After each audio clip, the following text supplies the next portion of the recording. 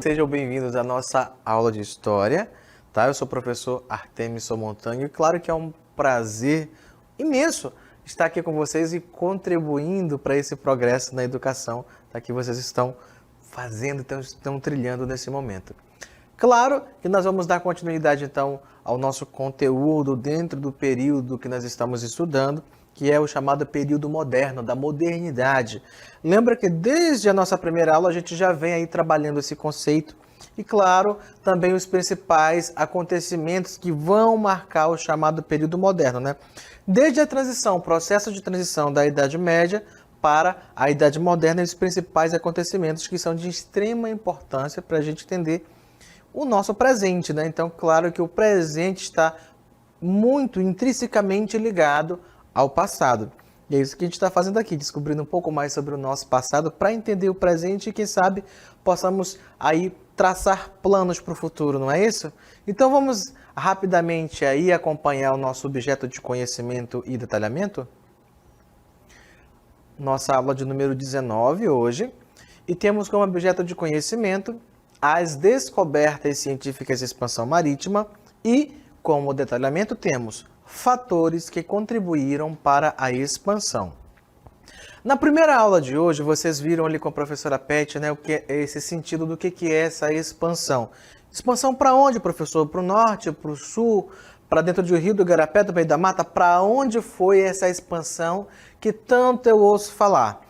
Bem, vocês já devem ter uma ideia de que se trata esse termo expansão nesse momento da Idade Moderna, né? Nós estamos falando da expansão marítima comercial.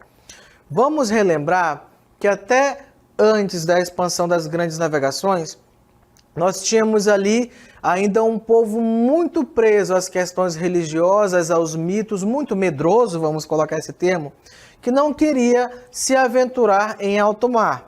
Além dessas questões, desses medos, desses mitos, do imaginário europeu naquele momento que os impedia de navegar, claro, faltava também algumas outras questões que lhes possibilitassem as condições materiais e financeiras que favorecessem o processo dessa expansão marítima e comercial europeia. Então, na nossa aula de hoje, nós vamos começar a verificar quais foram, de fato, né, essas condições e como elas foram atendidas, né? Então, o que faltava? É isso? Então, vamos tentar resolver. Então, como foi que esses europeus, naquele momento, conseguiram sanar essas dificuldades e se lançar, então, nessa corrida ultramarina? Você vê aqui, ó, perto de mim, um mapa, né? Um mapa bonito ali, com uma lupa. Mas a gente tem que entender que até o início dessas grandes navegações, os mapas não tinham esse formato. Até porque, como já citado anteriormente para vocês, o que se conhecia naquele momento era apenas a Europa. Só a partir das grandes navegações, como por exemplo aqui embaixo nós temos aqui, ó, a África aparecendo aqui, o continente africano, só a partir dessas grandes navegações que os continentes americano, África e a Ásia vão começar a figurar, né, vão se fazer presentes nos chamados mapas mundiais, porque até então a Europa era o centro de tudo e era o que se conhecia naquele momento. Pelo menos os europeus, né, era o que eles conheciam naquele momento. Então vamos começar a verificar alguns fatores que contribuíram para a expansão, tá, e o empreendimento marítimo e comercial da Europa naquele momento. Vamos lá? Fatores que contribuíram para a expansão, empreendimento marítimo e comercial ocorrido nos séculos XV e XVIII. Então nós temos aí 3 séculos de desenvolvimento do processo das navegações marítimas e comerciais. Claro que vai ser necessário não só uma mudança de pensamento superando aquela questão dos mitos, né, o ideológico ali, o imaginário dos monstros da Terra plana que se chega na borda da Terra e cai no infinito, mas também mudanças na engenharia dos barcos, na questão financeira e também um grande incentivo da coroa naquele momento, tá bom? Então vamos entender como isso aconteceu. Voltando ao nosso texto. Isso só foi possível quando no final da Idade Média o feudalismo sofreu profundas transformações e abriu espaço para uma nova estrutura econômica baseada no lucro.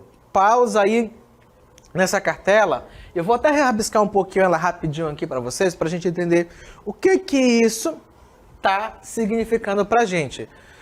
Vocês têm que lembrar que durante a Idade Média, claro, até seu final, o modelo econômico estabelecido dentro do feudalismo, que era aquela ideia dos feudos autossuficientes, estava intimamente ligada, estava intrínseca, não é, pelo modo de produção agrário da terra, o trabalho na terra, tanto que a gente já verificou em outra aula, que a terra era utilizada para medir a quantidade de riquezas que uma pessoa possuía.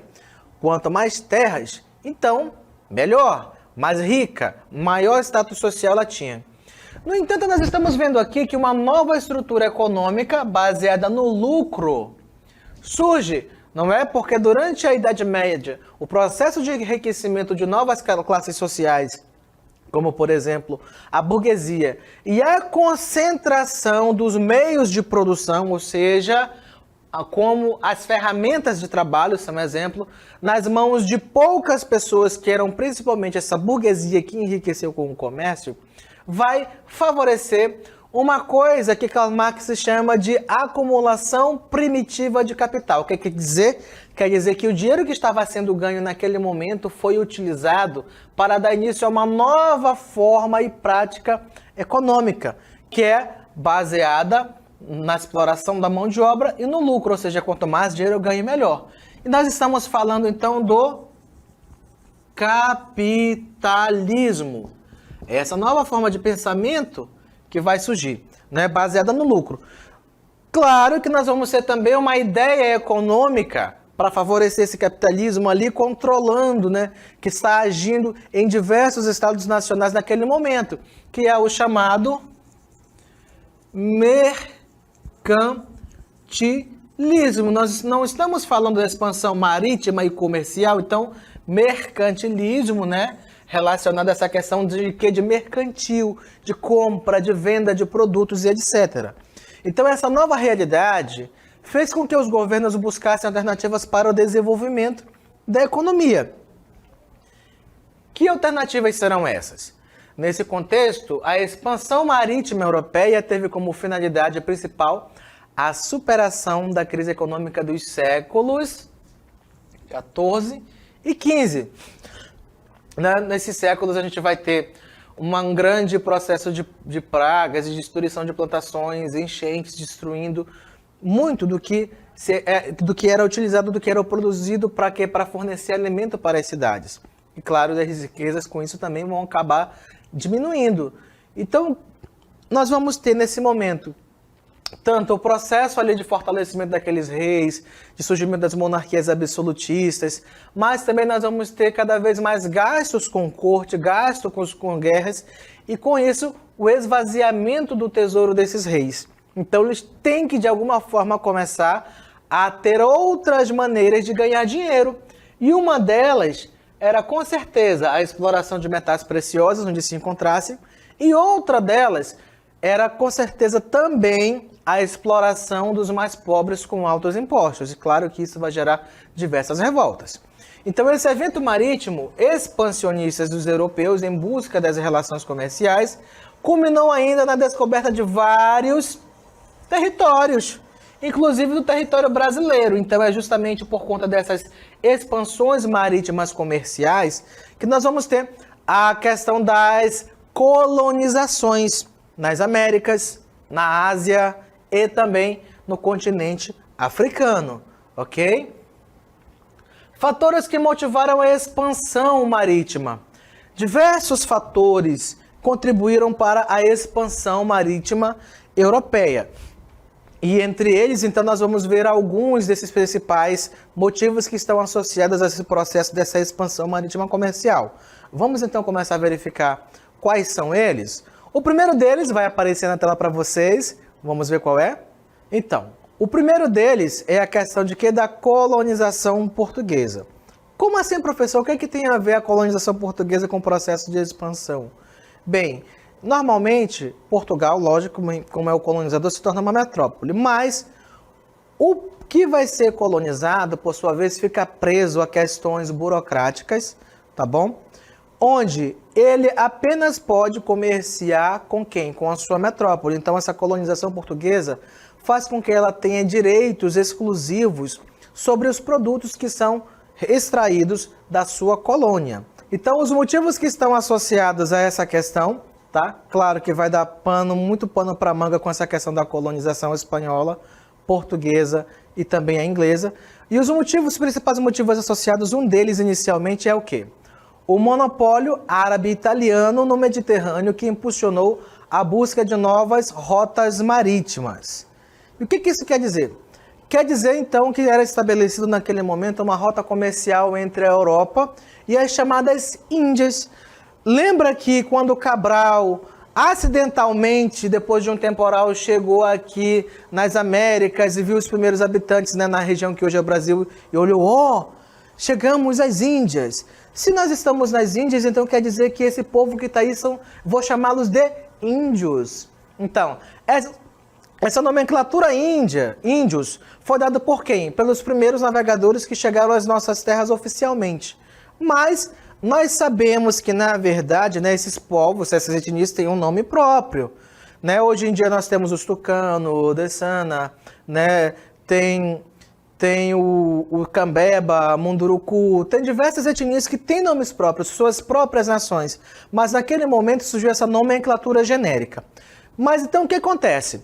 Nessa rota de monopólio das especiarias que vocês viram na aula anterior com a professora Pet, que são aqueles produtos que eram utilizados para dar sabor nos alimentos, para conservar e que eram vendidos muito caros na Europa, Portugal começou a ter um problema, porque tinha um atravessador entre a Europa e as Índias. Quem eram? Eram os árabes, que estavam ali controlando essas rotas do Mediterrâneo. Então, os árabes compravam nas Índias, traziam e vendiam a um preço muito caro dentro de Portugal.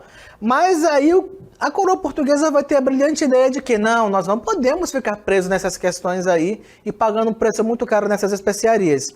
O que vai acontecer então? Nós vamos achar rotas alternativas para a gente parar de passar pela mão do atravessador aí, pelas mãos dos árabes. Então a gente vai buscar uma alternativa onde nós possamos negociar diretamente com as Índias. Então, um dos motivos era fugir desse controle das rotas comerciais dos árabes. Então, os portugueses começam a expandir sua possibilidade de navegação. Continuando, vamos ver então qual é o segundo motivo associado a essa questão. Além do monopólio árabe-italiano, nós vamos ter diversas outras coisinhas que são importantes, como, por exemplo, a exploração de metais preciosos para a cunhagem de moeda. Porque lembra que nós vimos que, para o fortalecimento do poder dos reis, nós precisávamos de uma grande habilidade em negociar e, claro, também de uma grande quantidade de dinheiro que fortalecesse a figura do rei. E de onde veio esse dinheiro? Do apoio da burguesia. Só que a burguesia sofria muito com as questões ainda de uma Europa que ainda não era unificada, que ainda tinha muita influência do sistema feudal. Então, para passar de uma região para outra, esses comerciantes, essa burguesia tinha que pagar altos impostos, o chamado pedágio. Além de pagar um pedágio caro para sair de uma região para outra, ainda tinha um outro problema, é que não havia uma moeda unificada. Não havia uma moeda só. Cada território tinha sua própria moeda. Afinal de contas, nós temos que lembrar que durante a Idade Média, cada feudo era governado por um senhor feudal e esse senhor feudal agia como rei dentro de seu próprio feudo. Então, cada um deles, quando começaram a utilizar a moeda como forma comum de comércio ali para comprar e vender, então cada um tinha sua própria moeda específica. Então isso obrigava os comerciantes a negociarem com um câmbio diferente, uma moeda diferente, um peso de medida, né? Ali uma medida diferente para cada peso. Então o que equivalia a 1 quilo num determinado território poderia equivaler a 1,5 kg no outro, ou até menos ainda. Então isso dificultava a vida dos comerciantes. Então é por isso que a burguesia acaba apoiando o ressurgimento da figura do rei, porque por sua vez, só o ressurgimento da figura do rei seria capaz de unificar as moedas. Mas para isso, precisa-se de metais preciosos que sejam utilizados para serem utilizados na cunhagem, ou seja, na fabricação de moedas, que agora também serão um tipo só em todo o reino, a mesma moeda circulando, facilitando o comércio. Além da cunhagem das moedas, nós vamos ter também outros fatores que a gente vai continuar vendo aí na sequência. Então já vimos a questão do monopólio árabe que estava ali sobre o domínio dos árabes, logicamente, a questão das moedas, mas também nós vamos ter, contribuindo para essa questão, o investimento financeiro das monarquias nacionais aos projetos náuticos. Por quê? Porque, como eu citei para vocês, os cofres públicos, os cofres dessas monarquias estavam se esvaziando com guerras, com sustento de exército, com outras demandas, como, por exemplo, usar as festas que as cortes davam ali, que o rei dava para sua corte. Então, tinha muita gente para comer dentro dessa corte e o dinheiro ia indo embora. Então, eles têm sim que providenciar formas novas de ganhar dinheiro. Uma delas é investir nessas grandes navegações e ver no que vai dar. Ou encontra terras para explorar ouro, encontra terras para se explorar essas especiarias, porque pelo menos era o que eles esperavam encontrar. Se chegar às Índias e restabelecer o negócio das especiarias sem a presença dos árabes. Então, vão se investir nos projetos náuticos. Continuando, nosso próximo motivo que vai aparecer para a gente, nós temos a centralização política dos reinos absolutistas, que é justamente a partir da necessidade de se unificar a moeda, de se unificar os territórios, e é por isso que aquela burguesia mercantil vai investir muito dinheiro no processo de fortalecimento da figura dos reis, tá bom? Por necessidade própria. Continuando, então nesse momento a figura dos reis vai ser muito forte. Nós temos também uma aliança feita entre os reis e a burguesia mercantil, interessada na lucratividade da expansão ultramarina. Então a burguesia vai estar se fazendo presente, não ajudei você a se reerguer, ter importância social novamente e dominar tudo? Em contrapartida, eu também quero uma fatia dos lucros nesse negócio que eu estou investindo, então eu vou investir dinheiro no desenvolvimento de coisas novas ali para se expandir, para buscar novos territórios. Então, também quero ter dinheiro de exploração sobre isso e quero lucrar. Então, ninguém faz nada de graça. Já ouviu aquela expressão, não existe almoço grátis? Muito menos investimento sem retorno, não é? Continuando. Nós temos a divulgação da fé cristã para povos de outros territórios.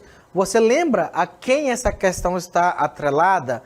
Sim, a Igreja Católica. Nós já conversamos sobre a questão da Contra-Reforma, do Concílio de Trento, de algumas atitudes que foram repensadas e algumas ações que foram colocadas em prática. Entre elas, nós vimos a criação da Companhia de Jesus e, por isso, também o seu atrelamento a essas grandes navegações para divulgar a fé cristã nas novas áreas que seriam encontradas. Continuando, temos mais um motivo também ainda aí. O aperfeiçoamento das técnicas navais, ou seja, a criação de um lugar onde você pudesse desenvolver tecnologia, pensar e também desenvolver engenharia de construção naval. Um dos motivos que impedia os portugueses de navegar era porque suas embarcações não tinham condições estruturais de suportar longas viagens no mar aberto. Então essa escola vai ser criada, chamada de Escola de Sagres, para reunir os melhores cartógrafos, os melhores navegadores, os melhores engenheiros náuticos, tá? Os desenhistas de mapa, todo mundo que pode contribuir de alguma forma para melhorar tecnologias de navegação, a construção de navios maiores, mais fortes, mais resistentes e também, claro, dos mapas que seriam utilizados para guiar as viagens, como também outros instrumentos, a bússola, o astrolábio, serão criados também nesse momento aí dentro dessa Escola de Sagres. Para quê? Para facilitar o processo de navegação. Então a Escola de Sagres congregava as pessoas mais inteligentes e mais capacitadas para ali criar novas condições e novas formas que pudessem levar os portugueses mais longe dentro do território oceânico, não é? Temos ainda mais algum motivo aí associado a essa questão? Não, terminou aí os nossos principais motivos e nós vamos continuar o nosso texto. Outro importante fator que corroborou ainda mais para a expansão marítima europeia foi o renascimento urbano e comercial. Como assim, professor? Claro, o comércio estava a toda, então tem que ter um lugar para vender. O que adianta você produzir muita coisa, trazer do Oriente especiarias, mas se você não tem para quem vender? Então o mercado europeu começou a ficar pequeno também para vender essas coisas, como também para tinha que se ter um lugar de onde se trazer mais coisas. Então só as Índias com as especiarias já não eram bastante. Então quando se tenta fazer uma rota ao contrário do que até então era estabelecido, girando pelo mundo para se chegar às Índias, quando se esbarrou em novos territórios, esses novos territórios vão se tornar não só fornecedores de matérias-primas, como também consumidores dos produtos que eram produzidos na metrópole, ou seja, na Europa, e que acabavam voltando para essas colônias para serem consumidos aqui também. Então você observa aí que nós vamos ter aí o chamado colonialismo, né? Na verdade, o chamado colonialismo mesmo. Estou meio atrapalhado aqui com a língua hoje, minha língua está um pouco pesada, mas desculpa. Então vamos lá. Nesse sistema colonialista ali que nós vamos ter estabelecido, nós vamos ter então a colônia, que foi colonizada, dominada, fornecendo a matéria-prima que vai para a Europa, chega lá, ela é processada, trabalhada, transformada em um outro produto e volta para ser comprada dentro da própria colônia. Porque parte da população europeia naquele momento começou a ser enviada para dentro das colônias, tanto para essa questão da realização do comércio, quanto por processo de ocupação. Lembrando que no Brasil o processo de ocupação vai ocorrer a partir do ano de 1530. Então nós vamos ter ali, né, essas colônias sendo obrigadas a fornecer matéria-prima unicamente para as suas metrópoles, como também elas só podiam comprar de suas próprias metrópoles, ok? Então, consequências da expansão marítima europeia. Vamos olhar rapidinho. O comércio em escala mundial foi ampliado graças às grandes navegações da expansão marítima europeia. Por isso, muitos historiadores denominam as relações comerciais do século XV ao XVII de revolução comercial. Lembrando que esse termo revolução, ele não está associado unicamente às questões de conflitos, de armas e tudo mais, mas principalmente a processos históricos, a fatos históricos importantes que vão fazer com que se mude a forma de pensamento das pessoas, não é? O modo de vida, a tecnologia e, claro, também ali até mesmo na questão da religiosa. Por exemplo, nós tivemos ali a Reforma Protestante. Pode ser chamada de revolução? Sim, porque ela teve muitos impactos na vida de muita gente e modificou-se, né, a forma como os europeus lidavam com religião, né, ali colocando abaixo aquela questão da infalibilidade do Papa, mas também isso acabou afetando a vida de muita gente mesmo fora da Europa, como por exemplo nas Américas. Então sim, foi um processo de revolução porque trouxe muitas mudanças, como agora também as grandes navegações vão afetar a questão da economia, o tipo de mercadoria que circula e como as pessoas passaram a ter a sua forma de pensar diferente de que até então se tinha antes das grandes navegações, com a questão dos mitos, do medo de monstros marinhos, a impossibilidade de se navegar. Então tudo isso vai ser superado. Nós vamos ter uma transformação social, de pensamento também e econômico ao mesmo tempo por conta das grandes navegações. Continuando, o mar Mediterrâneo era monopolizado pelos árabes e italianos. Como a gente já viu, foi por conta disso que Portugal resolveu investir nas grandes navegações para não mais ter que conviver com esses árabes italianos ali, porque eles dominavam esse comércio e vendiam um preço muito caro. Então Portugal, comprando diretamente nas Índias sem passar pelos árabes, compraria mais barato lá e venderia caro na Europa e com isso lucraria mais. Então, através das rotas terrestres das cidades italianas de Gênova e Veneza.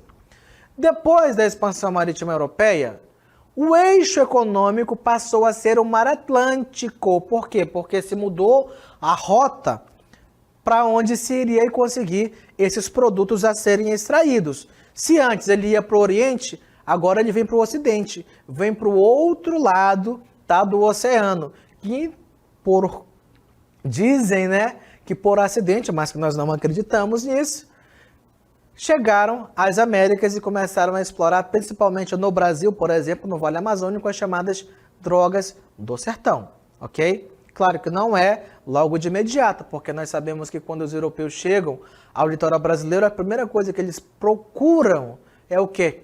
Ouro, por conta dos princípios do mercantilismo, onde um deles, principalmente, é o que é o metalismo ou o bulionismo, onde se procura acumular metais preciosos. Não encontraram, deixaram tanto o Brasil um tanto quanto de lado, mas começaram a extrair o quê? O pau-brasil para ser levado para a Europa, transformado em móveis ou ainda em tinturas para se tingir as roupas da alta nobreza, que era quem poderia utilizar aquela cor, que é um vermelho intenso, bonito, que era extraído do pau-brasil, da madeira do pau-brasil. Continuando, a mudança do eixo econômico valorizou a cidade portuguesa de Lisboa, posteriormente a cidade espanhola de Sevilha, porque, apesar de Portugal ter sido o primeiro a reunir aquelas grandes condições para navegar, né, com a escola de Sagres, o investimento do rei, da burguesia, a igreja se atrelando às grandes navegações, mas Portugal não ficou sozinho por muito tempo. Na sequência, nós vamos ter a Espanha também se lançando nessa corrida ultramarina, ok? Continuando, o comércio marítimo europeu ainda ocasionou o surgimento do colonialismo e da exploração das riquezas das terras descobertas. E agora sim, vamos falar sobre a questão do colonialismo. Quando nós falamos na questão do colonialismo, nós estamos falando, vai já aparecer para vocês aí essa questão do colonialismo, então nós estamos falando do processo de relações de subalternização que uma população, uma região nova, recentemente, vamos colocar aí, descoberta pelos europeus, vai ter em relação à sua metrópole. Então, metrópole é a nação colonizadora, ou seja, os europeus. E nós vamos ter uma colônia, que é quem foi dominado e ocupado pelas forças das armas, pelas questões de religião, como por exemplo na América Espanhola, que facilitou muito essa questão. Então aqui na parte da América do Sul, nós teremos a colonização portuguesa de modo mais intenso. Claro que existem outros países da América do Sul, os nossos vizinhos aqui, o Uruguai, Paraguai, não é? Que tinham ali a presença da colonização espanhola. Temos que lembrar também ainda que por conta do Tratado de Tordesilhas de 1414, grande parte das terras que hoje são o Brasil pertenciam a quem? À Espanha. Então, durante a chamada União Ibérica, onde Portugal será anexado pela Espanha, vai acontecer o quê? Que os portugueses que já estavam por aqui vão conseguir permissão da coroa espanhola para adentrar nos territórios que correspondiam ao Vale Amazônico. Afinal de contas, tudo era um único território.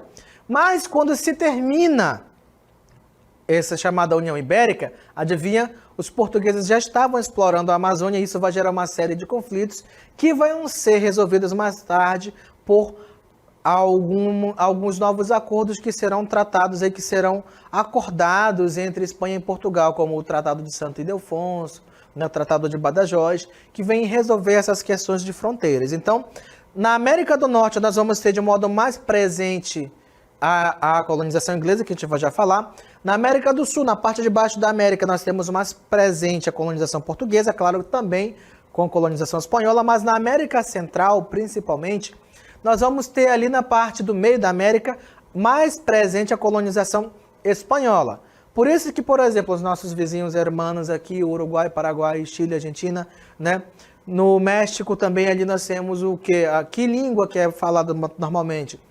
O chamado castelhano, que deriva do espanhol, por conta do processo de colonização dessa região que ficou nas mãos dos espanhóis. Mais acima, na América do Norte, nós vamos ter presente mais o quê? A colonização inglesa, não é? Então, o nosso continente americano vai ser dividido em três partes: América do Sul, América Central e América do Norte, dividido entre as grandes potências europeias daquele momento. Pode continuar aí, nós vamos ver a respeito dessa questão da colonização espanhola, né? E da colonização inglesa também, que é muito interessante a gente estudar, porque é a partir da colonização inglesa que a gente vê o surgimento, então, dos chamados 13 colônias do norte, né? Que mais tarde vão dar origem aos Estados Unidos e ao Canadá.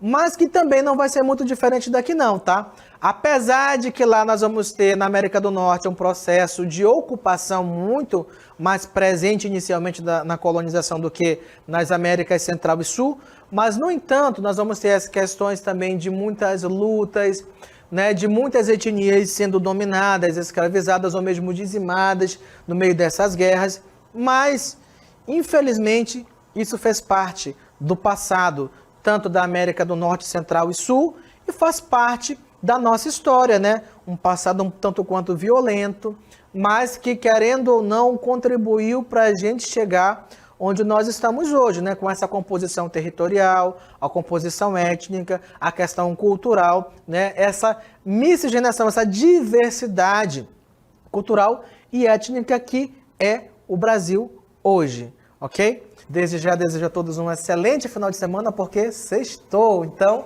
bom descanso e até segunda-feira. Tchau, gente. Excelente final de tarde para vocês.